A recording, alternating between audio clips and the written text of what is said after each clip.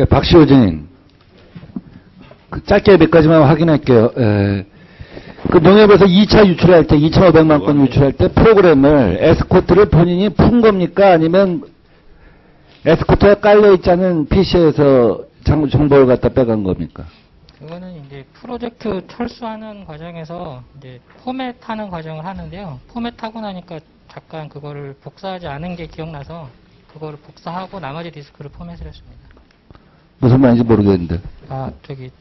OS를 포맷을 하면은 보안 프로그램이 동작하지 않는 걸로 알고 있어서 OS 먼저 포맷을 하고 데이터를 복사한 다음에 나머지 디스크도 다 포맷을 했습니다. 어쨌든 에스코트 풀었다는 얘기죠. OS를 포맷하면은 기본적으로 다 해제할 풀 수가 있다는 거죠. 그러니까 검찰 공소장에 2차 유출 때는 본인이 프로그램을 해제해갖고 빼갔다 하는 얘기가 맞네요. 예. 그렇죠. 예? 그 프로그램이 풀릴 수가 있는 거네요. 다음 롯데는 DRM을 그 부처장이 예. DRM이 제대로 작동되지 않는 걸 이용해서 DB를 갖다가 저장했다라고 보고서에서 얘기하고 있는데 맞습니까? 그 데이터 부분은 DRM하고 상관없는 부분입니다. DRM이 그러니까 자료 변환하는 거잖아요. 그 자료 변환 요청은 특별하게 언급된 적이 없었고. 오케이. 하여간 근데 좋아요. 그럼 부총리. 자, 지금 얘기하잖아요. 자료 풀었다는 거 아니까 풀었다는 거 아니에요. 검찰 공소장도 나와 있어요.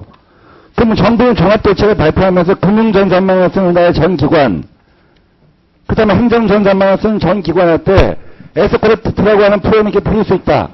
라고 한 거 공고했어요? 전달했어요? 발표했어요? 제가 알기에 지금 총리실에서 TF를 구성할 때 지금 보안의 상태라든지 그런 프로그램 내용도 같이 이건 지금까지 발표가 안 된 거예요. 제가 지금 3차례에 걸쳐서 청문회와 기관 증인 1월달에 있었던 우리 보고 이어서 계속 이 문제 질문한 거예요. 집요하게. 그때 지금 본인이 확인해 준 거 아닙니까? 지난번 법무부 차관이 공소장 갖고 제가 물어봤더니 맞다. 1차 때는 PC에 안 깔린 거 갖고 나갔지만 2차 때는 저 본인이 프로그램에다 해제 풀어갖고 정보를 빼간 거다 하는 얘기예요. 그러면 그렇게 중요한 얘기를 그렇게 보안 프로그램을 쉽게 풀 수 있다는 걸 금융위원회나 금융감독원이나 부총리는 행정전산망을 다 쓰는 정부기관한테 얘기해야 될 거 아니에요. 국민한테 그런 사실 통보해야 될 거 아니에요. 대책을 세운다면. 국정원이 감독하는 또 프로그램 아닙니까? 인증해주는 프로그램 아니에요. 의원님, 지금 제가 좀 잠깐요. 금융위원장 잠깐 계시고 이따 오후에 하세요. 지금 자, 부총님. 그래서 이거 정부의 실패예요, 기업의 실패예요. 정부의 책임이에요, 기업의 책임이에요. 하고 물어봤을 때 부총리 두 군데 다 책임이 있다고 하셨죠. 그렇죠? 예, 그렇습니다. 예. 자, 그런데 지금 KB는 직무대행이 나와 있잖아요. 농협은 지금 새 사장이 나와 있잖아요. 민간은 그 책임을 지고 직무대행이 나와 새 사장이 나와 있는데 왜 정부는 책임을 같이 공유하고 있다고 하면서 책임의 절반은 정부에 있다고 하면서 정부는 왜 아무도 책임을 안 지는 거예요?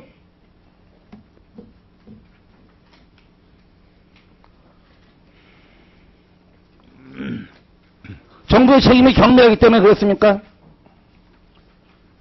아까도 우리 문성천 참고님께서 말씀하셨던 것처럼 여기 기본적으로 정부의 책임이에요. 정부의 실패예요. 오래된 역사 갖다 얘기한다면 맞는 값에 가까운 주민등록 체계, 개인 식부 체계 갖춘 거. 이걸 지금 얘기하는 게 아니에요. 그것도 대안을 갖고 얘기할 때 해봅시다. 그러나 작년에 부총리가 관장한 회의 있었잖아요. 거기서 종합적인 가이드라인 나온 거 아닙니까? 보안 가이드라인. 그거 안 지켜졌잖아요. 작년 6월에 발표한 거. 이번 사태 터지고 청와대랑 회의했습니까? 이번 사태 터지고 몇 번 회의했어요. 관계장관 회의, 또 현안 관련 장관회의 3번 하셨다고 했죠? 그동안. 청와대랑 회의하셨어요? 안 하셨어요? 청와대하고 직접적으로 하지는 않았습니다. 금융위원장 청와대랑 회의하셨어요? 청와대하고는 항상 수시로 아니 지난번에 동양 사태 때도 그러고 수시로 했던데 정확하게 얘기를 하세요. 언제 그러니까 어떻게 수시로 했는지. 보고를 합니다. 예, 그 비서실을 통해서 경제수석 비서실을 통해서 돌아가는 상황하고 부총리는 정부조직법의 부총리 업무가 어떻게 되어 있습니까? 경제부처를 관장해서 경제를 총괄하는. 그렇죠. 총리의 지시를 받아서 경제부처를 총괄하게 되어 있죠. 이건 경제부처의 업무 중에 아주 낮은 수준의 업무입니까? 뭐 저희는 이번은 절대로 그렇게 생각하지 않고요. 이 개인정보야말로 대통령이 작년에 창조경제 얘기 하다 보니까 모든 부처가 정보 보호를 완화하는 방향으로 작년에 개선책 많이, 제도 보완책 많이 발표했잖아요. 그러다 보니까 지금 후순위에 밀려 있는 거예요. 그러니까 경제 정책을 총괄하는 부총리가 청와대랑 회의 한 번 안 하고, 동해안 사태 때 피해자 5만 명이죠. 그때 서백원 회의 몇 번 하셨습니까? 3차례 하셨죠? 부총리 주재하에. 이게 피해자 몇만 명입니까? 개인정보 보호 피해자 몇만 명이에요. 수천만 명 아닙니까? 또 수천만 명인데 부총리는 관계장관회의, 현안 장관회의에 그냥 가서 앉아만 있고, 그럼 금융위원장이 청와대랑 소식을 전화하면 되는 겁니까? 정부조직법에 있는, 정부조직법에 부여된 대로 본인이 경제정책을 총괄하는 입장에서 이 문제 관장했어야 되는 거 아니에요? 다시 한번 말씀해 보세요. 총리의 책임은 무엇인지. 예, 지금 뭐 이번에도 저희가 이런 수습책에 나름대로 노력을 했습니다. 그리고 우선 국민들한테 불안감을 없애기 위해서 뭐 금융위원회라든지 이래서 어떤 추가적인 대책을 지금 발표를 해서 뭐 그것이 우리 민원인이 걱정하신 대로 그것이 만족할 만한 수준은 아니지만 어떻게 하면 빨리 수습을 하느냐인데 초점을 뒀고요. 지금 지적하신 대로 이것은 좀 제도적으로 또는 재발을 방지하기 위해서 이번에 경제 3개년 계획을 만들었는데. 자, 추가적인 대책 조치는 여러 번 논쟁을 하지만 정부의 실패인데 정부가 근본적으로 책임을 지는 모습을 보이고 있지 않다 하는 걸 다시 한번 지적하고요.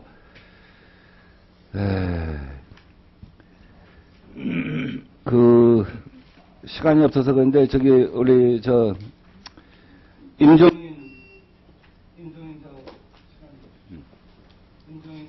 고려대 정보보호대학원장님 12시까지 이제 가시게 돼 있는데, 오늘 오전 이 진행 상황을 보면서 이제 몇 가지 좀 쟁점이 떠오른 것도 있고, 또 우리 국내에서 아마 거의 정보보호대학원이 유일하시죠? 예, 그렇습니다. 예.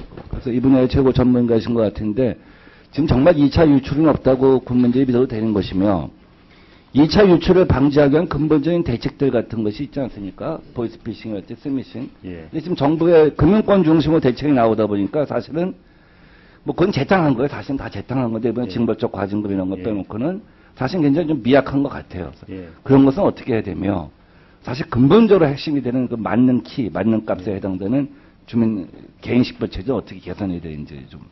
예. 일단 2차 유출 관련해서는 말씀하신 것처럼 이 피의자는 그 정보의 가치를 충분히 알고 있고, 그 다음에 아까 보안 프로그램을 갖다 무력화시킨 것처럼 기술적 능력이 있습니다. 그리고 이제 일단 여기서 동기 같은 경우 보면 제가 KBS와 같이 브로커하고 이렇게 협상하는 걸 봤는데, 이게 여러 가지 굉장히 최신 자료의 경우에는 한 건당 비밀번호가 있을 경우에는 보안카드가 있을 땐 10만 원까지 달라고 하더라고요. 그래서 이것이 이제 굉장히 가치가 있는 정보이기 때문에 이 가치가 있는 정보를 그대로 소지하고 있었다는 것은 충분히 말이 안 되고요. 그 다음에 협상 방법에 있어서도 우리나라는 대포폰하고 대포통장이 있습니다. 100% 대포폰하고 대포통장으로 하기 때문에 검찰의 얘기대로 뭐 주변에 뭐 통장 같은 거 이렇게 조사해보고 그래서 절대 안 나옵니다.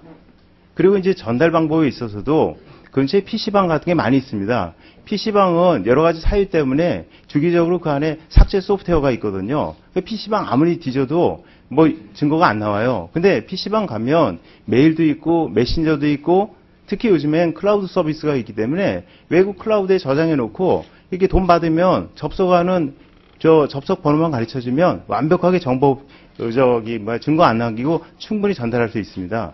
그렇기 때문에 지금 말씀대로 이 피의자는 가치를 충분히 알고 있고 기술적 능력도 있고 동기, 전달 방법 이러기 때문에 2차 유출이 없었다는 것은 보안 전문가라서 아까 문 교수도 그러셨지만 말이 안 된다고 생각하고 있고요. 이번의 경우에는 이제 해킹이 아니고 내부 통제 실패로 인한 유출입니다. 그렇지만 이제 작년에 우리 신한은행을 비롯한 은행들이 3월 20일 날 해킹당하지 않았습니까? 그랬을 때 본 것처럼 만일에 해킹당했을 거에 대비해서 암호화를 해야 됩니다. 근데 지금 암호화를 여러 사유로 안 하고 있거든요. 근데 암호화를 하면 대개 그 은행들이 한 카드사나 5년 만에 한 번씩 차세대 시스템을 도입하는데 그 같은 암호화를 하려고 하면 100의 속도가 한 15% 정도 느려지고 돈도 많은 경우에 1,000억 정도 듭니다. 그렇지만 만일의 경우에 대비해서 암호화를 하는 것이 반드시 필요하고요. 그리고 내부 통제가 안 된 이유는 이번에 보는 것처럼 자체 보안 능력이 부재하기 때문에 그렇습니다. 그러니까 아무리 규정이 강화돼도 자체 능력이 부재하면 소용이 없는 거거든요. 그래서 그걸 위해서는 조직, 예산, 그리고 우수한 인력들을 많이 채용해서 가지고 있어야 되는데 그 부분이 부실하다는 것이 가장 큰 문제라서 향후에 우수한 보안 인력을 많이 키워야 되는 것이 중요하고, 마지막으로 주민번호에 대해서는 지금 13자리 주민번호로 돼 있는데 이건 어떤 방식으로 손을 봐야 됩니다. 근데 이것을 지금 키값을 해서 모든 것이 정리되어 있고 기본 세법을 비롯한 모든 것을 주민번호를 법적으로 수집하게 돼 있기 때문에 13자리 난수 형태로 바꿔서 현재 주민번호의 문제점인 고정식, 불변이지 않습니까? 그리고 개인의 신상 정보를 많이 가지고 있기 때문에 이걸 13자리 난수 형태로 돼서 만약에 유출되면 이번에 카드 재발급하듯이 재발급할 수 있는 정도까지 돼야 되겠다.